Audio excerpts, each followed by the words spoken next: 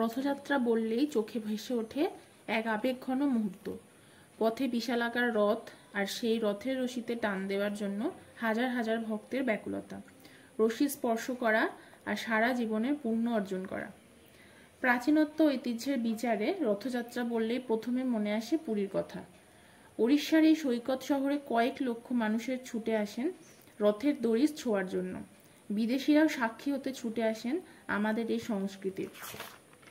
তবে আপনার পক্ষে যদি পুরী যাওয়া সম্ভব না হয়, তবে বাংলাতেও পুরীর মতো রথের সাক্ষী হতে পারেন, যার মধ্যে প্রথমে আসে হুগলির 623 বছরের পুরানো মাহেশের রথ। রথযাত্রার দিন প্রাচীন এই শহরে রথ টানতে ভিড় করেন অসংখ্য পুণ্যার্থী।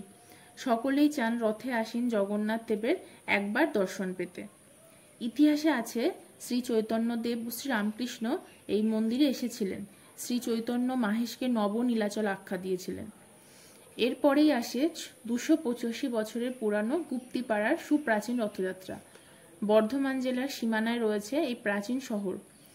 এই গুপ্তিপাড়ার রথকে বলা হয় বৃন্দাবনজিউর রথ। প্রথমে 12টি চূড়ার রথ থাকলেও এখন 9টি চূড়ার রথই টানা হয়।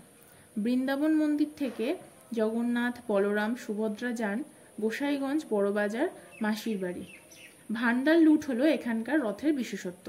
এছাড়াও আছে মহিষাদলের রথযাত্রা। রূপনারায়ণ ও হলদি নদীর সংযোগস্থলে ঐতিহ্যবাহী শহর মহিষাদল। স্বপ্নাদশ পেয়ে রানী জানকী দেবী জল থেকে পেয়েছিলেন শালগ্রাম শিলা। সেই শালগ্রাম শিলাকেই তিনি কুলদেবতার আসনে বসিয়ে পুজো করেন। প্রজাদের আবেদনে তিনি রথযাত্রা শুরু করেছিলেন। প্রথমে 17 চূড়ার রথ থাকলেও এখন 13 চূড়ার রথ হয়।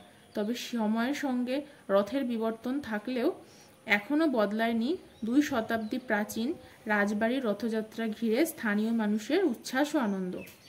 রাজবাড়ির রথে অধিষ্ঠান করেন কুলদেবতা মদন গোপাল জিউ, জগন্নাথ দেব ও রাজরাজেশ্বরী।